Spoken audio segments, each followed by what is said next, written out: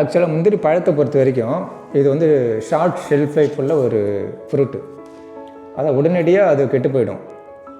அப்படின்னும்போது அதை வந்து ரொம்ப தூரத்துலேருந்துலாம் நம்ம எடுத்துகிட்டு வர முடியாது. வெவ்வேறு மாவட்டங்கள்லேருந்து மாவட்டம் இப்படி வந்து நம்ம வந்து டிரான்ஸ்போர்ட் பண்ண முடியாது. இந்த முந்திரி பழ தொழிற்சாலை அமைய வேண்டும் என்பதற்கு நானும் பல கட்டங்களில் பல முயற்சிகளை எடுத்து வருகிறேன். அதில் தான் நான் சொன்ன மாதிரி மாவட்ட ஆட்சித்தலைவரில் ஆரம்பித்து அரசுக்கிட்டையும் கோரிக்கைகள் வைத்திருக்கிறோம். நாங்கள் கிட்டத்தட்ட ஒரு 30-35 வருஷமாக முந்திரி சாகுபடி பண்ணுறோம். முந்திரி கொட்டையை மட்டும் நாங்கள் யூஸ் பண்ணுறோம். பழத்தெல்லாம் ஆடு மாட்டுக்கு அது போல் தான் போடுறோம். அதில் நிறைய சத்து இருக்குது. அதை யாரும் இன்னும் ஜூஸோ யாரும் கண்டுபிடிக்கல. இப்போ எங்கள் ஊரில் தம்பி அந்த பழத்தை பல ஜூஸ் போடுற மாதிரி ஆரம்பித்து எம்எல்ஏ வந்து துவங்கி வச்சுருக்காரு. விவசாய விஞ்ஞானிகளில் போயிட்டு அப்ரோச் பண்ணும்போது இதெல்லாம் முடியாது, செய்ய முடியாது, போயிட்டு செய்கிற வேலையை பாரு அப்படின்ற மாதிரிலாம் சொன்னாங்க. என்ன அது வந்து ஒரு பெரிய டிஸப்பாயின்மெண்ட்டாக எனக்கு இருந்தது. அது ஆக்சுவலாக என்னோடய நேம் சிவா. நான் கடலூர் மாவட்டம் பண்ருட்டியில் கீழ்மாம்பட்டுன்னு சொல்லிட்டு ஒரு கிராமம் இருக்குது, அங்கே இருக்கேன். கடலூர் மாவட்டத்தை பொறுத்த வரைக்கும் முந்திரி விவசாயம் 35,000 ஹெக்டேர் அதுக்கு மேலே பண்ணிகிட்டு இருக்காங்க. தமிழ்நாட்டில் பண்ருட்டி தான் முந்திரியோடைய ஹப்பு. நம்ம முந்திரி பழத்துலேருந்து 100% ஃப்ரூட் கண்டென்ட் ஜூஸு டெவலப் பண்ணியிருக்கோம். கேஷ்யூட்டா அப்படின்னு சொல்லிட்டு டெவலப் பண்ணியிருக்கோம். இதில் வந்து எந்த ப்ரிசர்வேட்டிவோ, வாட்டரோ, சுகரோ, ஃபுட் கலர் இது எதுவுமே ஆட் பண்ணாமல் நேச்சுரல் 100% ஃப்ரூட் கண்டென்ட் ஜூஸ் வந்து இதில் இருக்குது.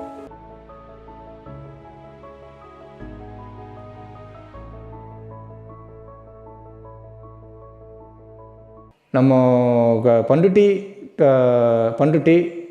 நெய்வேலி, விருதாச்சலம் இங்கே வந்து பார்த்திங்கன்னா நம்ம மாண்புமிகு எம்எல்ஏ சார் வேல்முருகன் சாரும், மாண்புமிகு எம்எல்ஏ சார் சபா ராஜேந்திரன் சார் அவர்களும், அண்டு விருதாச்சலமில் கேண்டிடேட்டான என்ன சார் விஜயகாந்த் நடிகர் அவர்களும் பல முறை வந்து அரசுக்கு கோரிக்கை வச்சுருக்காங்க. அண்டு பத்திரக்கோட்டையை சேர்ந்த இயக்குனர் தங்கர் பச்சான் அவர்களும் பல முறை வந்து கோரிக்கை வச்சுருக்காங்க, குரல் கொடுத்துருக்காங்க. முந்திரி பழத்திலேருந்து தொழிற்சாலை பண்ருட்டிக்கு வேணும்னு சொல்லிட்டு குரல் கொடுத்துட்டு இருக்காங்க. ஆனால் அப்படி இருக்க நிலையில் நான் தனிப்பட்ட முறையில் பல கட்ட முயற்சிகள் பண்ணி என்னுடைய own investment and government scheme and grants, start up என்னோடய கிராண்ட்ஸ் இதெல்லாம் அரேஞ்ச்மெண்ட் பண்ணி கிடைச்ச பிறகு ஒரு மைக்ரோ லெவலில் ஒரு கம்பெனி ஒன்று ஸ்டார்ட் பண்ணியிருக்கோம் சார். நெய்வேலி தொகுதி எம்எல்ஏ மாண்புமிகு திரு சபா ராஜேந்திரன் சார் அவர்கள் வந்து இந்த கேஷ்யூட்டா ப்ரைவேட் லிமிடெட் அப்படின்ற கம்பெனியோடைய அடிக்கல் நாட்டு விழாவுக்கு வந்திருந்தார். ஸோ நான் உதவி சொல்லிவிட்டு கேட்டு போனோன்னா சார் வந்து முன் வந்து எனக்கு துணையாக இருக்கார். ஒரு மிகப்பெரிய பலமாக இருக்கார் முந்திரிப்பழம் ஜூஸ் கம்பெனிக்கு.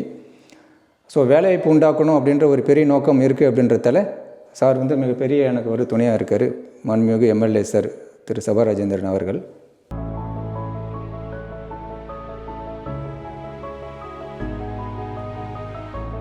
எங்கள் பகுதியில் எடுத்துக்கிட்டோம்னா முந்திரி விவசாயம் நாங்கள் பெரும்பான்மையாக விவசாயம் பண்ணுறோம். நானே ஒரு முந்திரி விவசாயி தான். எங்களுக்கு ஒரு 100 ஏக்கர் அளவுக்கு முந்திரி விவசாயம் இருக்கிறது. இதில் இந்த முந்திரி பழத்தை பொறுத்தவரை பார்த்தோம்னு சொன்னால் முந்திரியினுடைய கொட்டை, மரம் மற்ற எல்லாத்தையுமே பல தொழில்கள் செஞ்சு அதை அந்த விலையினுடைய மதிப்பு கூட்டு செஞ்சு மார்க்கெட்டில் விற்றுக்கிட்டு இருக்கிறோம். ஆனால் இந்த முந்திரி பழம் மட்டும் யாராலும் பயன்படுத்தப்படாமல் சும்மா குப்பையில் வீசப்படுகிறது. இது கிட்டத்தட்ட முந்திரி விவசாயம்னு பார்த்திங்கன்னா தமிழ்நாட்டில் ஒரு 7 மாவட்டங்களில் விவசாயம் பயிரிடப்படுகிறது. இந்த முந்திரி பழம் இப்படி வேஸ்ட்டாக குப்பையில் தூக்கி போடுறதுனால முந்திரி விவசாயிகளுக்கு வர வேண்டிய அந்த வருமானம் அது பாதிக்கப்படுகிறது, அவங்களுக்கு வராமல் போகிறது. அதுக்கு தான் நம்ம தம்பி கீழ்மாம்பட்டை சேர்ந்த நம்ம சிவா என்பவர் இப்படி ஒரு முந்திரி பழத்தில் ஒரு ஜூஸை எடுக்கிற அந்த நடைமுறையை அவர் ரொம்ப சிரமப்பட்டு அதை கண்டுபிடிச்சிருக்கிறார்.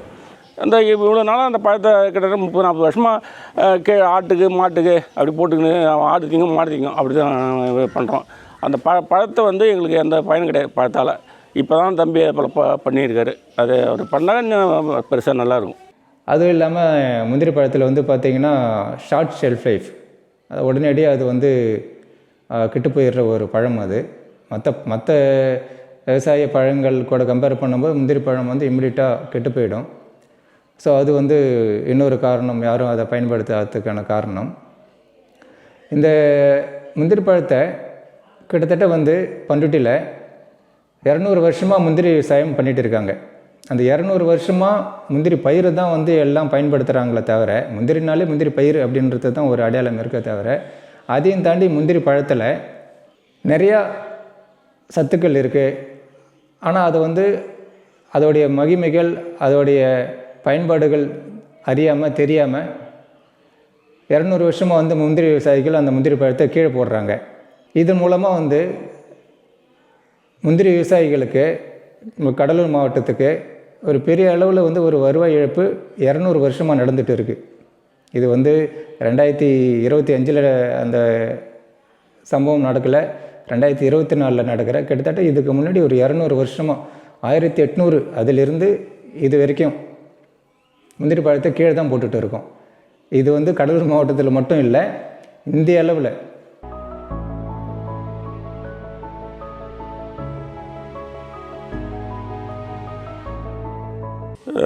ஒரு சராசரி ஒரு நாளைக்கு 1/2 டன்னு, டெய்லி 1/2 டன்னு பழம் விழும். ஒரு 10 ரூபான்னு எடுத்தனா கூட அந்த நாங்கள் பொறுக்கிற செலவுக்கு அது எங்களுக்கு மிச்சமாகும். அதனால் அது சும்மா எல்லாம் ஆடு மாடுகள் எல்லாம் சும்மா யூஸாக அவங்க எடுத்து போவாங்க.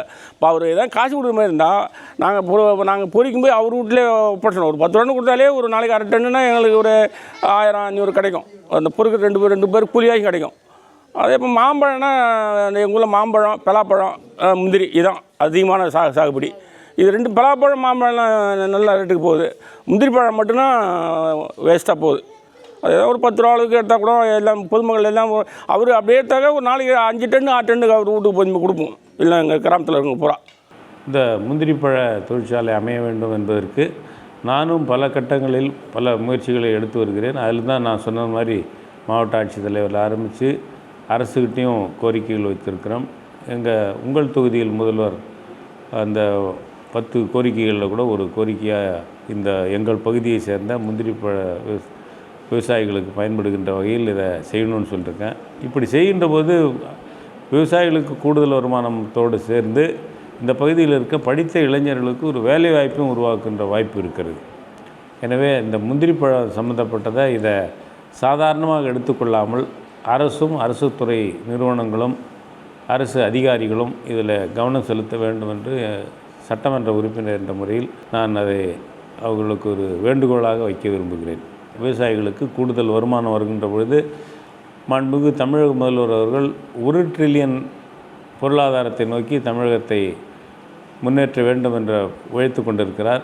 அப்படிப்பட்ட முதல்வருக்கு இது போன்ற கிராமத்தில் இருக்கிற இந்த பொருளாதாரம் பெறுகின்ற பொழுது அது தமிழ்நாட்டினுடைய பொருளாதாரத்தை, இந்திய பொருளாதாரத்தை கூட்டுவதற்கும் அதை வலுப்படுத்துவதற்கும் உதவியாக இருக்கும் என்று நாங்கள்லாம் நினைக்கிறோம். எனவே அந்த அடிப்படையில் தான் நான் தொடர்ந்து இதற்கான வேலைகளை முயற்சி செய்து கொண்டிருக்கிறேன். அதற்கு அனைவரும் ஒத்துழைக்க வேண்டும் என்று அன்போடு உங்களை கேட்டுக்கொள்கிறேன். கடலூர் மாவட்ட அரசு ஒவ்வொரு வருஷமும் வீணாக போகிற முந்திரி பழத்தை எப்படி அதை இன்னும் அதோடைய மதிப்பை உயர்த்தலாம், அதை ப்ராடக்டை எப்படி டெவலப் பண்ணலாம் அப்படின்னு சொல்லிட்டு அதை கூர்ந்து கவனிக்கணும். இதுக்கு முக்கியமாக கடலூர் மாவட்ட ஆட்சியர் சார் அவர்கள் வந்து கண்டிப்பாக வந்து அந்த முந்திரி பழத்தை வந்து பயன்படுத்தக்கூடிய ஒரு பொருளாக மாற்றத்துக்கு என்னெல்லாம் பண்ண முடியுமோ அதுக்கான முன்னெடுப்புகளை வந்து கடலூர் மாவட்ட ஆட்சியர் சார் அவர்கள் வந்து அதை எடுக்கணும். நான் டெவலப் பண்ணியிருக்கேன். இதுக்கு வந்து கடலூர் மாவட்ட ஆட்சியர் அண்டு அரசு வந்து இதை கண்காணித்து இதை அடுத்த கட்டத்துக்கு கொண்டு போகிறதுக்கு, அந்த பழம் கீழே போட்டு வேஸ்ட் ஆகுது இல்லையா, அதனால் பல கோடி ரூபா வருமான இழப்பு நடந்துகிட்டு இருக்கு இல்லையா, அதை வந்து தடுத்து அதை வந்து முந்திரி விவசாயிகளுக்கு பயன்படும் வகையிலும், இங்கே பல தொழில் முனைவர்கள் உருவாகும் வகையிலும், அந்த தொழில் முனைவர்கள் சந்திக்கக்கூடிய சவால்கள், அவங்க ஃபேஸ் பண்ணுற பிரச்சனைகளை தீர்க்கக்கூடிய வகையிலும் கடலூர் மாவட்ட அரசு வந்து உதவி புரியணும் அப்படின்னு சொல்லிட்டு நான் இதன் மூலமாக நான் கேட்டுக்கிறேன். நான்